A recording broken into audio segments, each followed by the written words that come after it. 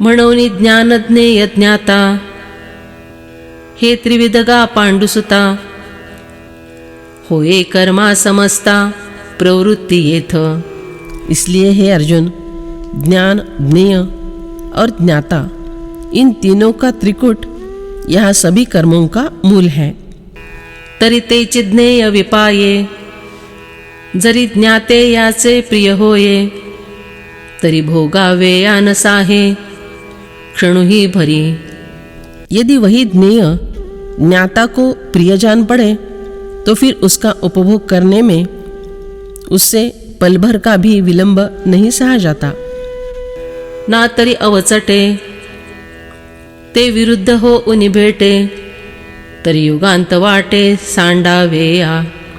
अथवा यदि वह ज्ञेय अचानक प्रतिकूल होकर उसे मिलता है, तब उस विषय का त्याग करने में लगने वाला थोड़ा सा समय उसे युगांत के समान दीर्घ जान पड़ता है।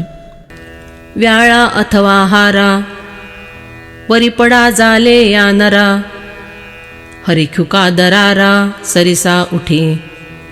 जिस मनुष्य की समझ में निश्चित रूप से यह नहीं आता कि यह सांप है अथवा हार है, उसे हर्ष तथा भय दोनों ही एक साथ जान पड़ते हैं। तैसे ज्ञेयी प्रिय प्रिये, देखिले निज्ञाते या होये, मग त्याग स्वीकारा वाहे व्यापाराते।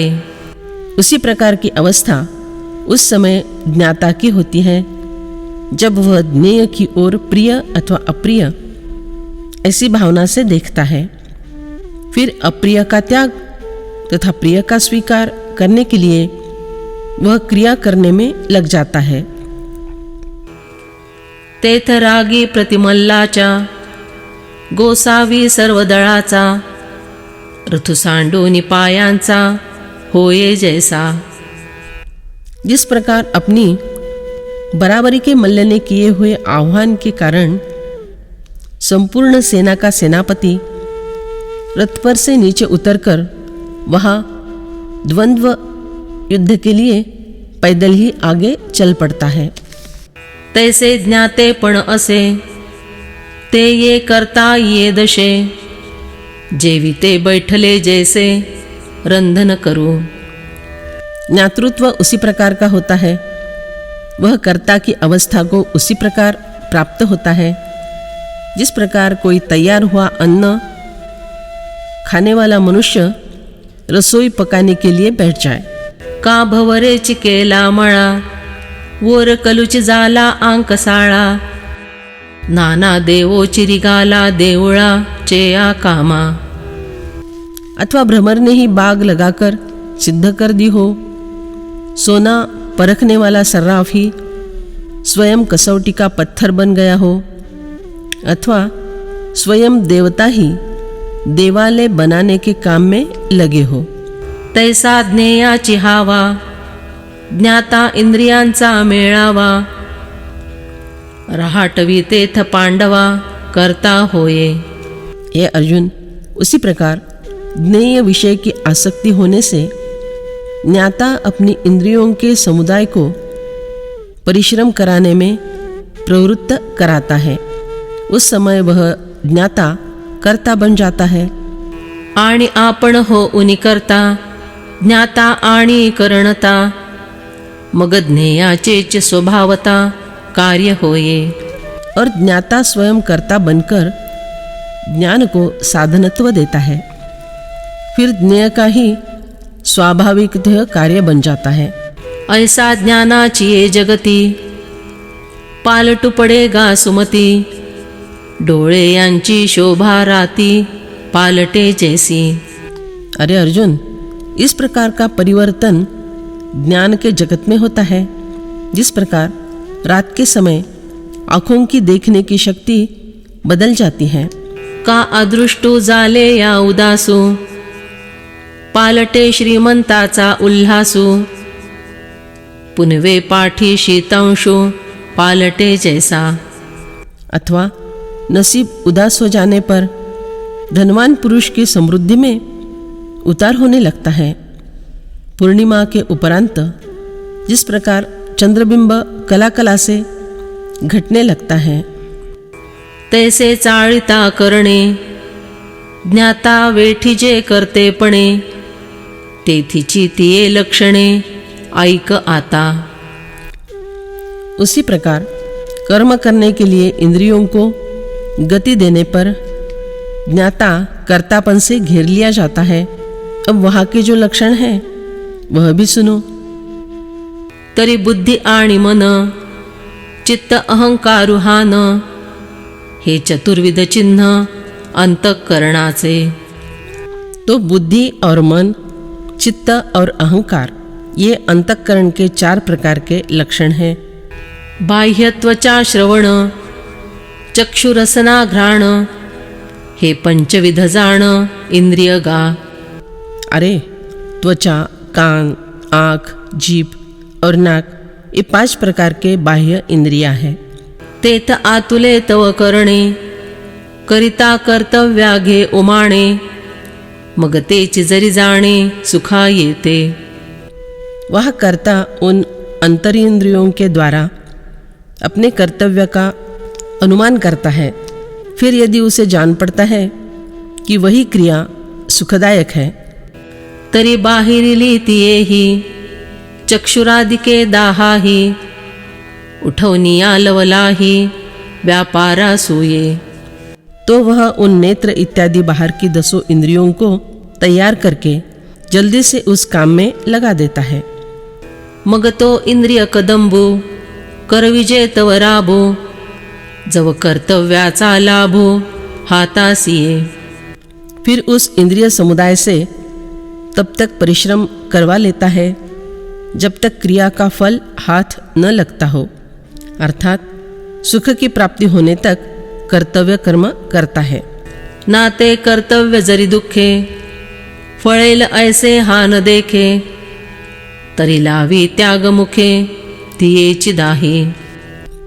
अथवा जब वह यह देख लेता है कि वह क्रिया दुख रूप में फलित होगी, तब उन्हीं इंद्रियों को उसके त्याग के सम्मुख कर देता है। मग फिटे दुःखाचा ठावो, तव राहाटवी राती दिवो, विकणुवाते वावो कणावो जिया परी। फिर जब तक दुख का नाम निशान मिट नहीं जाता, तब तक इंद्रियों को रात दिन परिश्रम करने में लगा देता है। इस प्रकार खलियान में जो धान्य की राशि होती है, उसमें से भूसी निकल जाने तक ओसाई की जाती है। ऐसे नित्याग स्वीकारी, वाहाता इंद्रियांचे या द्वारी, ज्ञाते याते या अवधारी, करता म्हणिपे। इस प्रकार त्याग और स्वीकार के संबंध में इंद्रियों के द्वारा व्यवहार करते समय उस ज्ञाता को कर्ता कहा जाता है। यह बात ध्यान में रखो। आणि करते याचे या सर्व कर्मी, आऊताची या परीक्षमी, म्हणून इंद्रियाते आम्ही करणे म्हणो। और कर्ता की सभी क्रियाओं में लगी रहने वाली इंद्रियां औजारों की तरह समर्थ होती है, इसलिए हम उन्हें करण अर्थात कर्म के साधन कहते हैं। आता हेच करणवारी, कर्ता क्रिया जे का उभारी, त्या व्यापे ते अवधारी, कर्म येथ। अब उन इंद्रियों के द्वारा कर्ता जो क्रिया करवा लेता है ना, उससे जो व्याप्त होता है उसे यहाँ कर्म समझो। सोनाराचिया बुद्धी लेणे, घापे चंद्र करी चांदिणे, का व्यापे वेल्हाळपणे वेली जैसी। जैसे सुनार की बुद्धि से अलंकार व्याप्त रहता है, चांदनी चंद्र किरणों से व्याप्त रहती है, अथवा बेल जैसे लोभनीयता से व्याप्त रहती है। नाना प्रभा व्यापे प्रकाशो, गोडिया इक्षुरसो, हे असो अवकाशो आकाशे जैसा। अथवा जिस प्रकार प्रकाश यही प्रभा का विस्तार होता है, ऊख का रस यही व्याप्त हुई मधुरता होती है, अवकाश को आकाश व्याप्त करके रहता है।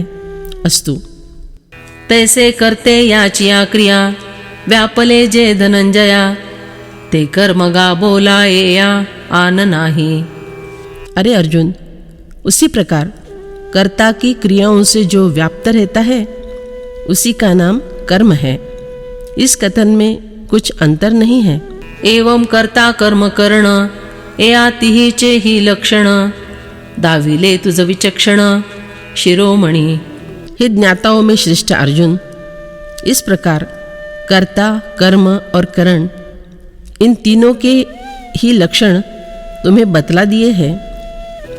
एतज्ञाता ज्ञानज्ञेय हे कर्माचे प्रवृत्तित्रय तैसे कर्ता करण कार्य हा कर्म संचयो। यह ज्ञाता, ज्ञान और ज्ञेय इन तीनों का त्रिकुट कर्म का प्रेरक है। वैसे ही कर्ता, करण और कार्य यह कर्म समुदाय है। वन्य ठेविलासे धूमु आति बीजी जे विद्रुमु कामनी जो दाटे कामु कामिका सदा। जिस प्रकार अग्नि में धुआं बीज में वृक्ष रहता है अथवा विषयासक्त मनुष्य के मन में जो काम सदा भरा रहता है, तैसे कर्ता क्रिया करणी कर्माचे आहे जिंतवणी सोने जैसे का खाणी सोने याचिया। जिस प्रकार स्वर्ण की खान में स्वर्ण भरा रहता है उसी प्रकार कर्ता, क्रिया और करण में कर्म की आत्मीयता होती है। म्हणून हे कार्य मी करता ऐसे आतिजे पांडुसुता तेथ आत्मा दूरी समजता क्रिया पासी। इसलिए हे अर्जुन, जहाँ इस प्रकार की भावना रहती है कि यह कार्य है और मैं करता हूँ, वहाँ उन समस्त क्रियाओं से दूर रहने वाली आत्मा उनके पास आ जाती है। एया लागी पुडुती आत्मा वेगळाची सुमती आता असो हे केती जाणसी तू। पर फिर भी इसके कारण आत्मा को आगे किसी भी प्रकार के कर्म की बाधा नहीं होती। हे अर्जुन, वह अलग ही रहती है। इस बात को तुम कितनी बार जान लोगे? इसलिए अब यह बात समाप्त करता हूँ। ज्ञानं कर्म च कर्ता च त्रिधैव गुणभेदतः प्रोच्यते गुणसंख्याने यथावत् शृणुतान्यपि। गुणों का विवेचन करने वाले शास्त्र में गुणों के भेद से ज्ञान और कर्म तथा कर्ता तीन तीन प्रकार से ही कहे जाते हैं। उनको भी तुम यथार्थ रूप से सुनो। परिसांगितले जे ज्ञान कर्म हा कर्ता हा न तेतिही ठाई भिन्न गुणी आथी। परंतु ज्ञान, कर्म और यह कर्ता ये जो बतलाए गए हैं वे गुणों के योग से तीन प्रकार के अलग अलग हुए हैं।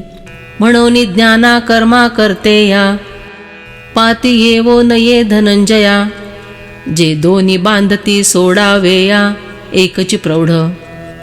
इसलिए हे अर्जुन, ज्ञान, कर्म और कर्ता इनकी सहायता से कुल मिला के एक ही पंक्ति में आना नहीं होता, क्योंकि राजस और तामस ये दोनों गुण बंधक होते हैं।